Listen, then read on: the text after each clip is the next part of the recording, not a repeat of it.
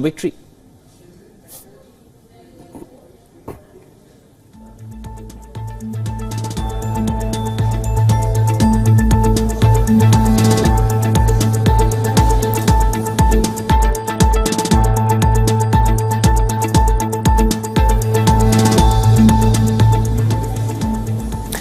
The conflict in Sudan broke out in mid-April last year amid tensions over a plan for transition to civilian rule.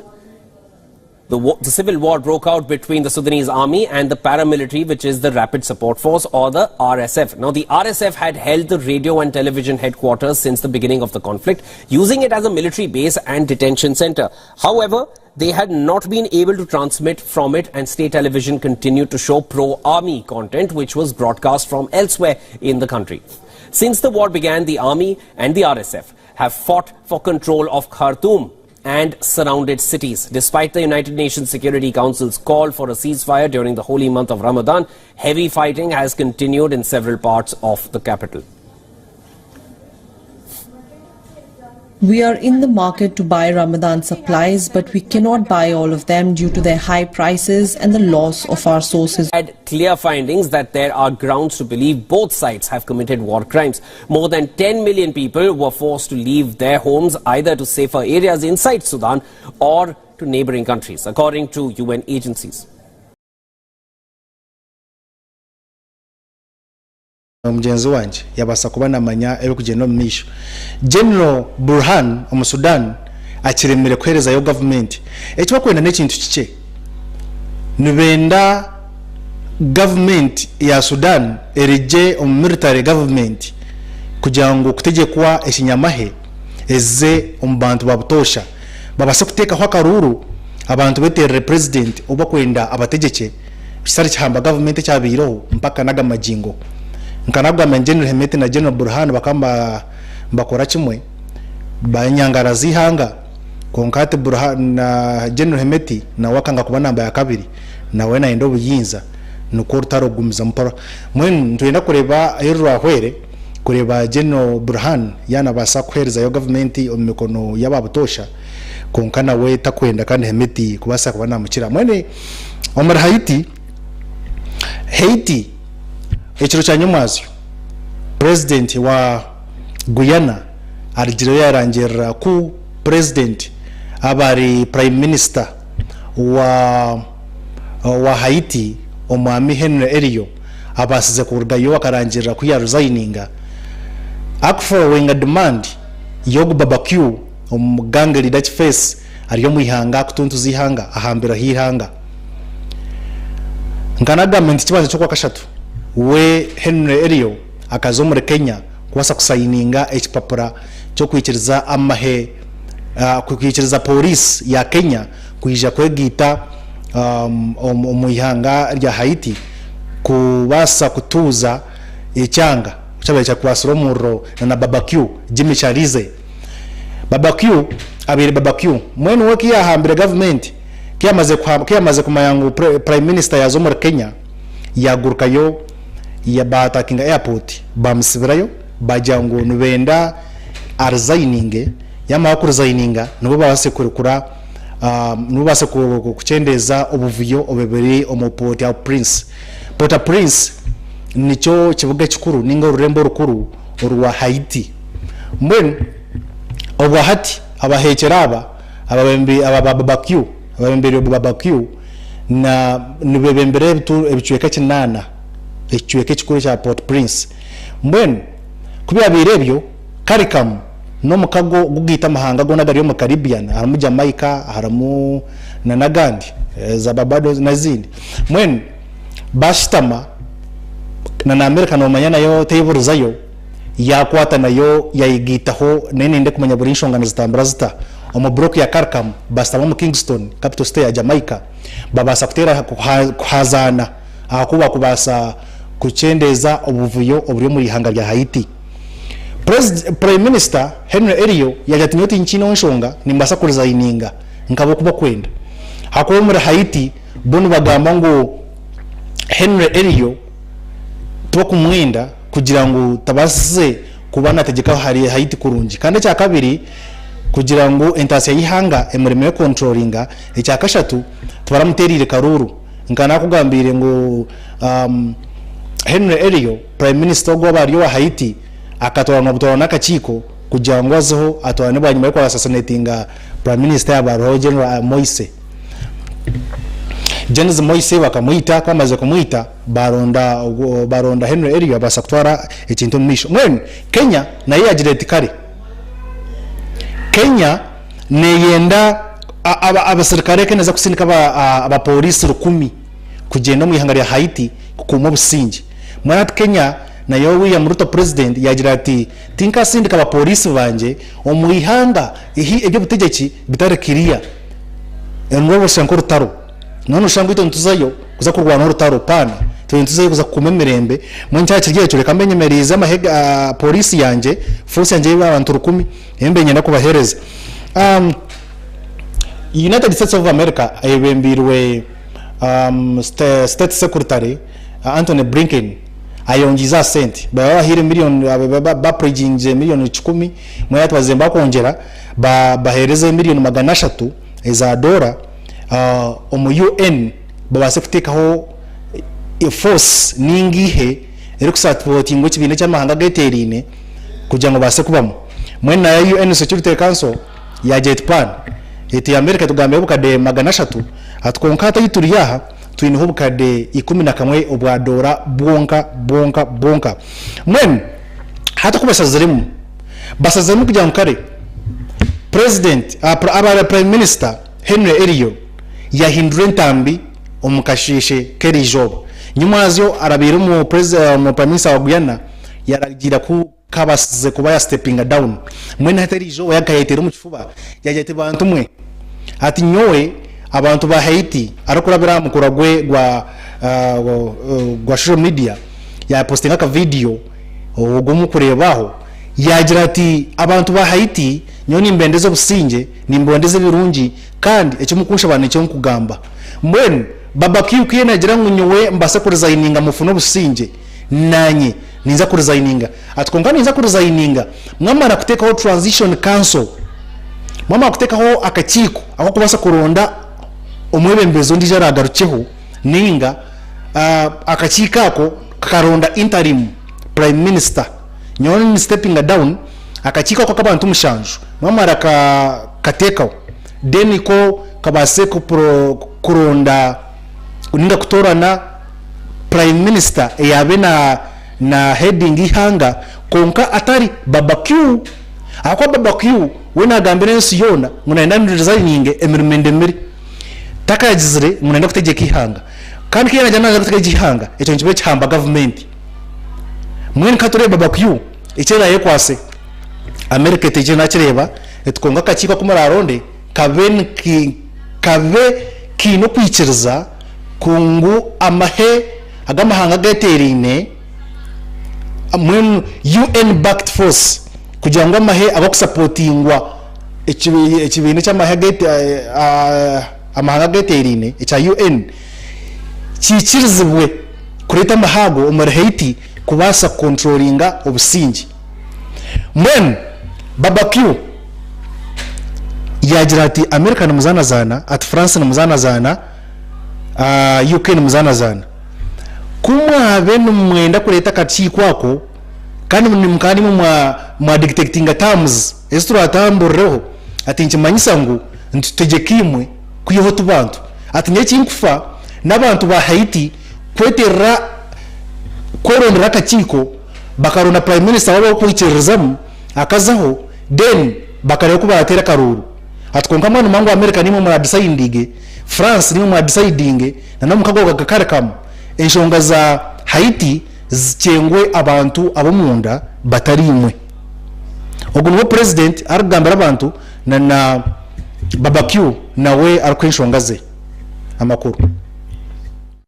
après conseil des ministres assoya. After the Council of Ministers, it's been agreed to set up a presidential transitional council. Once chosen, the council will govern over different sectors of national life. Haïti besoin de la paix. Haiti wants peace. Haiti needs stability. Haiti needs sustainable development. Haiti needs to rebuild democratic institutions. I'm asking all Haitians to remain calm and do everything they can for peace and stability to come back as fast as possible for the good of the country. The Miami Herald is reporting CARICOM has proposed a plan to set up a 7-member presidential panel that would appoint a new interim prime minister who would rule until elections are held. Barbados Prime Minister Mia Mottley said the panel would only include Haitians who support the deployment of a UN-backed security force. Jimmy Charizier, who's known as Barbecue, warned against outside forces picking Haiti's next leader. We take this opportunity to say to the international community that if it continues down this path, it will plunge Haiti into chaos when it chooses a small group of politicians and negotiates with them on paper to decide who can be president and what kind of government we're going to have. Today it's clear that it's the inhabitants of the working class districts and the Haitian people who know what they're suffering at the moment, and it's up to them to choose the person who's going to lead them and the way he's going to lead them. Sky Express Show inakutangira ogonwe Jimmy Charize ningashi obinji obutkumanyanka Barbecue nowe ayina tugumya Haiti we yaremeraho yajangu tumuza kutushara wo twenda kora Prime Minister Henry Ariel waba no banyango warzaininga yes nyoti ine interest yo kuridinga government ninyenda akachiku akarazeho kabeka tori no bantu ba Haiti kuyo tinko enda kachiku aka katoranwe America, United Kingdom na France na CARICOM hata to kumanyishonga za Haiti abantu wokutura mu Haiti na wokumanyishonga mwen no bine kuronda akachiko akararonde Prime Minister abaro then baba secretary zenshonga atkonka yabere hawarimo mukono gwa America, UK na France ataho inchumanyisa mu Barbecue tinkarizayiningire atkamiza guma akavuye kumukureba niza kataye muzinga mutu baitu hatmwen mwesha renshongezo on Bolivia ni hanga erikushangwa mashomaga meruko kurishana na Peru mbishwekebere muna na Chile ebebyo mweno Bolivia ekibuga kikurumba kitara Paz orembo rukuru na La Paz Bolivia ni hanga bambi eritwire ryine disaster cyo muri nyankore na ro kaburu nyankore mwene rwine ebigwererezi konko kukiro wingi mudslides na no mwijurano gwa mizi mudslides njanche manyisa nkoro sozo nkoro kurgiye ebyondo byona umundo kargaye gukafrowinga ukashweka buri kimwe cyona ngoma kushweka ngo bakuzika pe mwene amizi emigera ejurine yasharaho urembo orwa Rapaz kemaze kursharaho abantu 50 hingambiraga majingo nibo bafa kandi abenji bacembe yonja ko bacemba baronda umwijurano gubiro umwijurano ebuga 13 etawuni 13 zona umuyihanga zona zijuru umwijurano ebyanga ebikurenga mu 500 ebyabarodi nabyo bibiryoku amizga gabyijura government yadikireinga emergency kugira ngo banze hereze mikono eyigure jimigera ya leta bya scavators eyigure migera kugira ngo amizga asa kuforonga kurungi gareke gumanga foronga kurenga kagazo mu kibuga kakakora ki konkaga mizi no konovuga kamotoka kawukace nagonga kutwararamo imwimwe mukamuri ya mu Uganda mukureba banyamwamba omugera gwa nyamwamba ko muri Kasese ogwa bene gwekora nibyebyo hati ziri zazire nkaza nyamwamba nkikumi hati nganyamwamba ko abayizuri nande kutwara baga Kasese hatera makashani nguza abanyamwamba nka 10 no yango cyara cyakora ki mwene ho mu Bolivia agango makuru bambe n'obusasa bwabo. Authorities, 133 cities and over 500 residential communities have been hit by the disaster. Continuous downpours have inundated streets and houses in southern parts of the capital, La Paz, and put a nearby reservoir under threat. Frustration and anxiety have gripped local residents who are battling deteriorating road conditions and swollen rivers. We are so worried about our life. We can't even fall asleep because the river is overrunning its banks and pounding the road, the better part of which has caved in. Heavy rains in recent days have led to a state of emergency being declared across the country, with officials urging efforts to protect those facing the highest risk. Rescue teams are working to reinforce river dams. We're managing to avoid the dam failure and stop the situation from getting worse. Meanwhile, we're reinforcing the riverbed. One of the problems we're facing is the increased river flow after the rains. The rainy season in Bolivia usually begins in November and lasts until March, with the greatest intensity typically during January and February.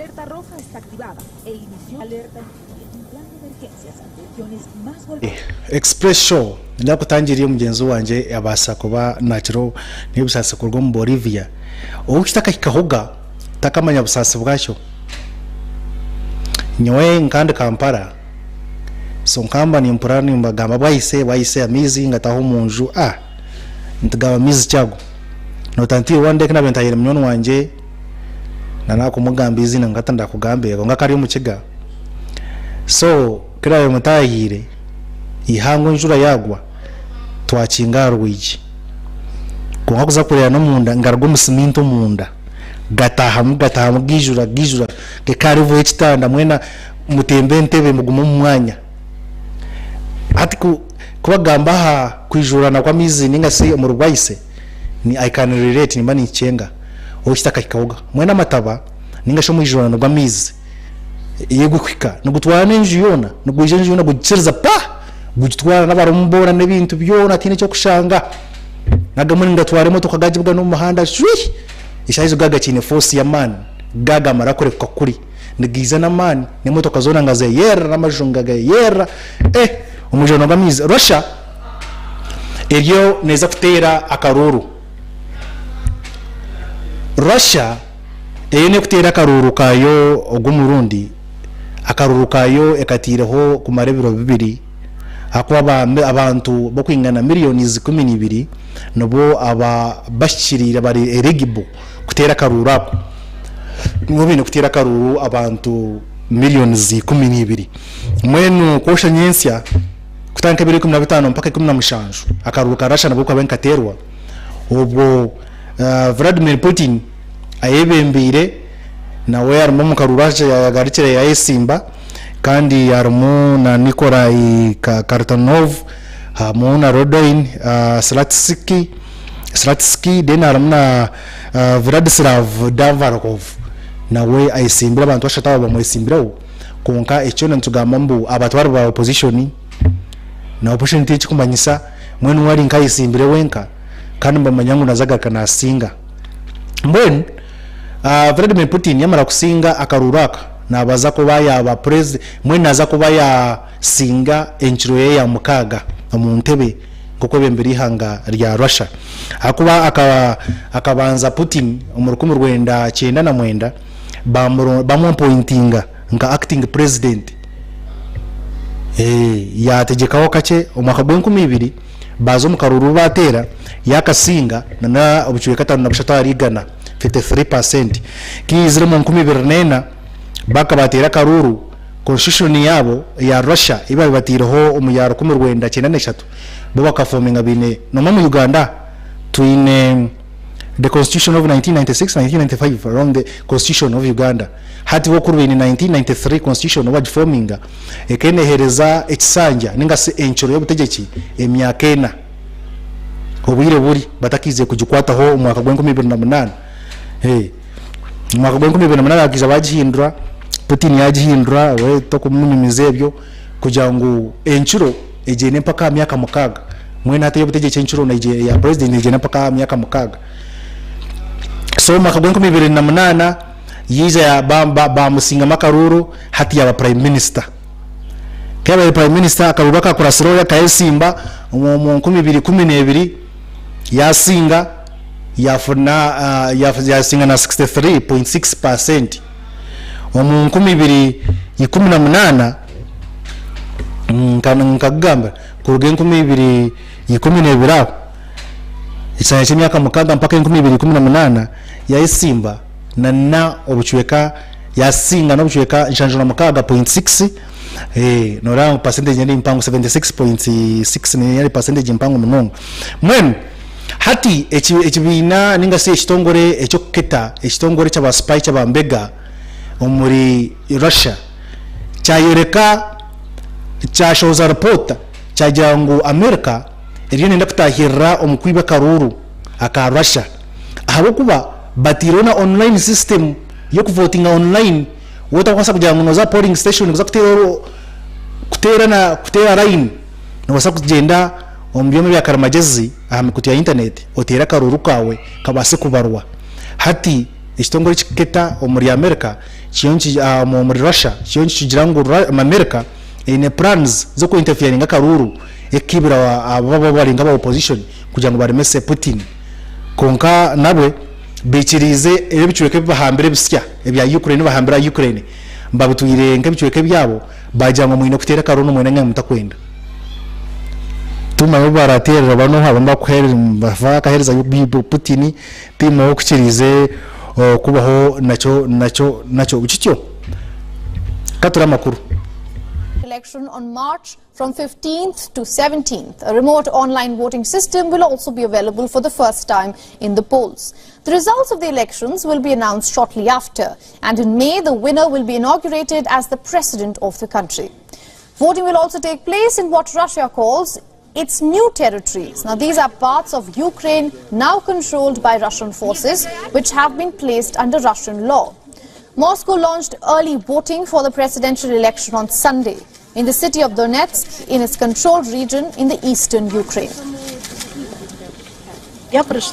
I came to take part in early voting for the president, and I'm very proud of it. I am proud that I can take part in the life of Russia. It's a big honor for me. I've been waiting for this a long time. Russian President Vladimir Putin has wrested tight control over Russia's political system during his 24 years in power. With prominent critics who could challenge him either in jail or abroad, his re-election in the polls looks all but certain. If successful, Putin will win another 6-year term, cementing his place in power until the year 2030. Although to challenge the Russian president in the elections on the ballot, there are Nikolai Kharitonov, Sky Expression nyina kutangira iwe mjenzo wanje omumanyi umunyabwenje ngira umuzeyi Edward Banyanga murumu horawo Sky Express tujirigaho ncyanchi impereza mani kurebeka ngo no cyenda kumanya ebintu byinsi no manya umuntu atenda kumanya abo mushema mwenu wano enda kumanya bagumana urundesereza byo kumanya kugira ngo wensi nyota kusiga nyuma no buri umunyabwenge munonga Sky Express ntumanyisa kandi tucengesa ijoro ya nyumazyo umunyarubindi tinkwasira izina ryawe ogambe no guhaguruka omburize kibuzo echa neha ihanga obonombuza Russia na America obe specific wambuza Russia na America nirihe hangere kukizayo ebirwaniso bya nuclear nakugamba nti no Russia kunka bwenshonga yakire nshoboriro kache tana kugera deep mbwen ebirwaniso ebya nuclear ibyo bwisi nimbyete byo bwisi kwa nuclear takuzanazana utazeta za bwa short range bari bwa missiles zo bwa rocket bwa roncha rocket mizinga nuclear warhead emwe ne basa kutera nkahantu etambure kilometers nke 15 yatera nkanu ya askai no barakurugaha mpaka kweyongera yo radius okutoro kuno mashoma no mambaka nachi kilometers 15 mpaka ekwika ekutesa oburabe bwayo kandi nuclear yo kurebeje bomu ya nuclear bamara gitera yo nemusya urwika orumu omurro gutemba umwanya umuyaga gugitwara mwene ati spreading further kandi wika nibasa kukahanzwe kitwemera cyona ni kirwosya nuclear bomb ya nuclear iyo nimbi munonga akwa munsomo ensi yona kuyebaho kuyetandika kuyebaho mpaka naga majingo ekaterwa mirundeji ebriyonga bomb ya nuclear tinensi yona kandi America niyo yagitire kuba netera Japan mu rutaro wa semataro wa kabiri rutaro wensi yona rwa kabiri o kabiri yebiro mukaga byo kwa munana urukumu rwenda ananetano America yasindika nuclear bomb iyabe yesere the little boy yagitera omu Hiroshima yacwecereza icyucweka kaba wirebera bushatu kabire biro mwenda byo kwa munana omwaka ngugumwe omurutaro rukumu rwenda nanetano yasindika bomb iyabireri yesere Fatman yagisindika yagenda yatera omucyo mu Rurembo rwa Nagasaki bomb ya nuclear kubanza ekita abantu mutoro mukaga nakakaga nawo kwenjera y'abantu nyinkumi nyamwinji bona bafuna buvune nawe barahare munonga bakatunga buvune mwena babire bari injured no kugira ngo abo orro rwikaro rwagenze rukahare konka ware yatera hano ogomusogwe kuyimusya na patikoze kuyimusya tokabasa kuhona no kwa nofota uri mu kilometer range yenkumita na 5 and bro tokabasa kuhona no kwa nofota konkoro rwikaro kwika no kusanga baba injured ba mosyo kuma yayo mukono gwaragaho akwana rwosya nk'ikintu injwegwa ni urugendera Mon eje bombo ya kabiri ya Fatman ekagenda yita abantu emtore 39 omuche mu Rurembo rwa Nagasaki nuclear bomb bagamba nuclear bomb kikaendo je gombe kugirebaho tukagigomba kugirebaho akuba ine ubuzibu bw'amani munonga eje bombo yo kureberaho ninjana ugireba netera spreading a wide nuclear warhead no karaka antunguna kache konkabo bachiyo mbongera kujikora men kuba reba mazire kutera Nagasaki bija batekaho endagano ezabenizenda kufuga endagano zine ku one zitegeka bomb ya nuclear umako gwa 10 nshanju bakatekaho endagano bayese nuclear non proliferation treaty ningo kweta NPT umako gwa 10 nshanju bagira ngo agamahanga agutkweta nuclear weapon states bastetingamo America, Russia, China, France na Bungereza ngo tizriyamba amahanga gandi kukora everyone bya nuclear kandi amahanga gandi ndabasa kweterana nago geherezo buyambi na namagezi n'ubwenge bokora nuclear iyo businge bitari everyone so ibyo kuza kora nuclear warhead izizo kutera nsimanje n'amataro omwaka gwa 10 shanju nebiri bajya ngo cyo cyamara icyo kutangira amahanga ganda mahango kugira ngo gabase kuyamba gatayamba ganda koranye birwana subya nuclear bareta icyo bemeta sort endagane je babemeza sort strategic arms limitation treaty sort agenda gano niyo yizire kuyiza kubona igira ngo Russia na America tumine kubana umurenzya umuhendo ogwa nuclear warheads 15 mweshushune mukoreza nuclear warheads zanyu mukoreki mutatini hanga erine konerenzya active deployed nuclear weapons zazira active deployed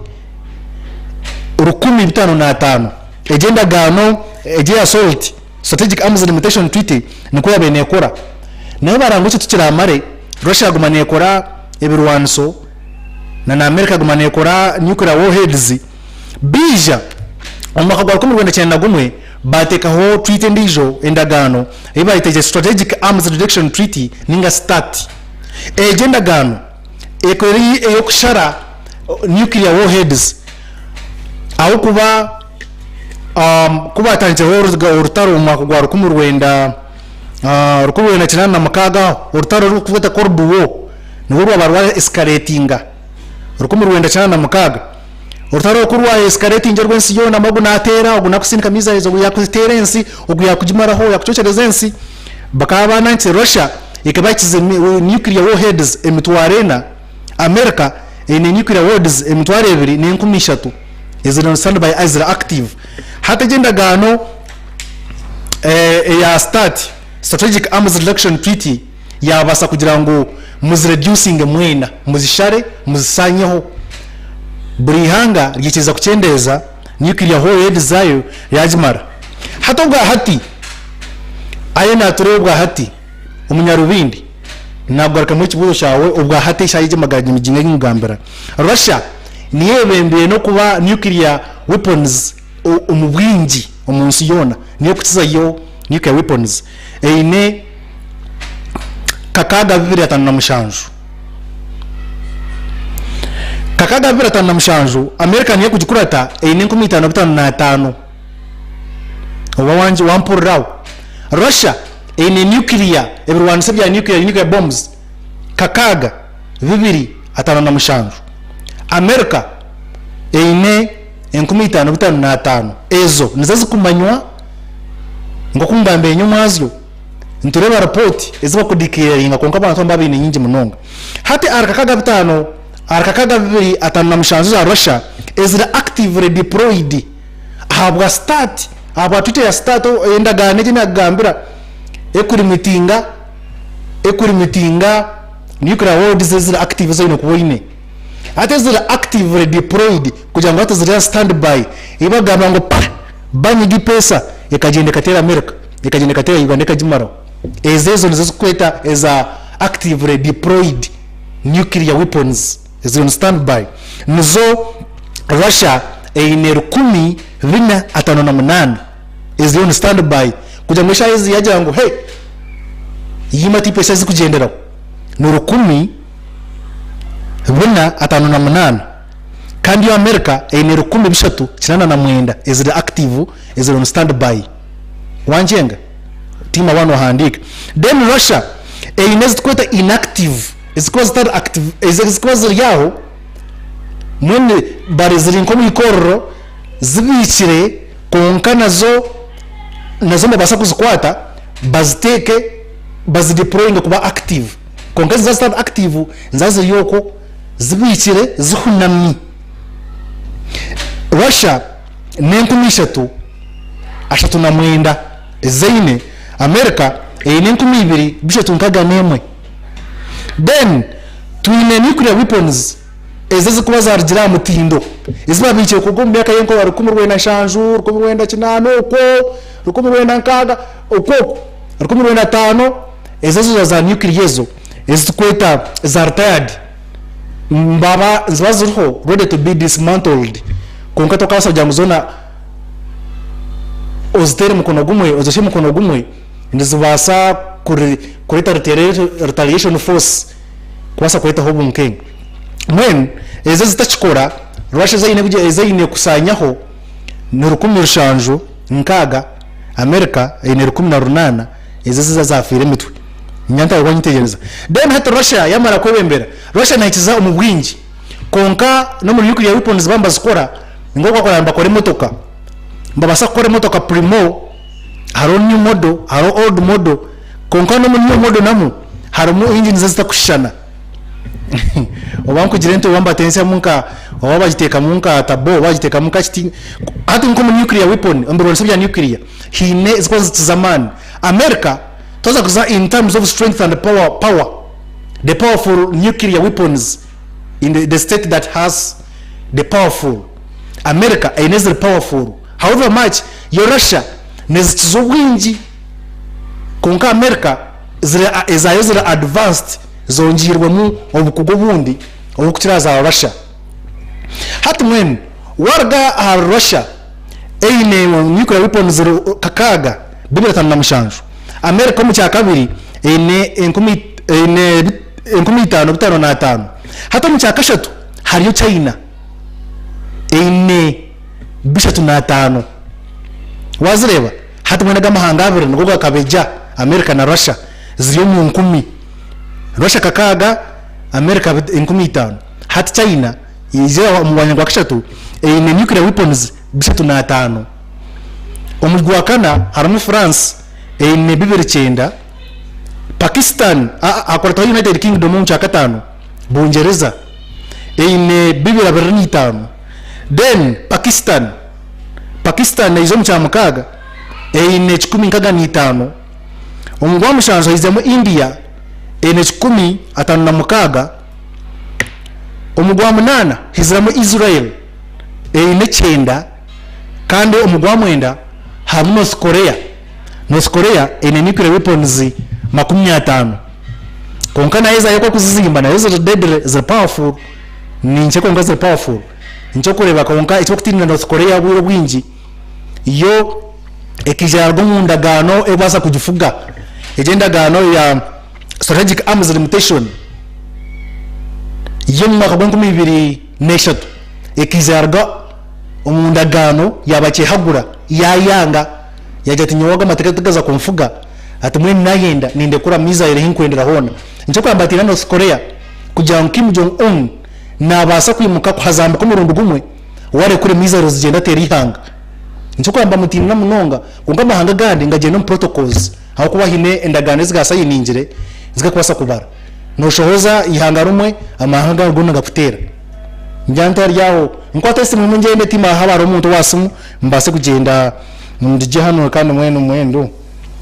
ndasiba hano mande simu baweri osoji mpako ne nyako nabano umunyarubindi imamu niwe nakugarukamo na burijo nishana zo nindeba zagenda tanamushanjo nesimu nebwenjireka bantu nabe baza munonga kureba Sky Express muguma Sky Express nkabutosha umunyabwenge Easydee Omwishikatwa karangi gambiri ni wenyini omwana wabakama nuwe akutwara umagingaga Eriki kamera Monday control na timu yona Sky TV kugira ngo twakusiyo program eji ntukora bukubirire kugira ngo twabikoresaho tinyenga kuyo tora ntohereze mikono echikwata nice time muri show dona kabza ize boy nokujja kubamba mbabadigiza n'abantu mwena obusinge wa murema rurema karema kija kurema bugomenimu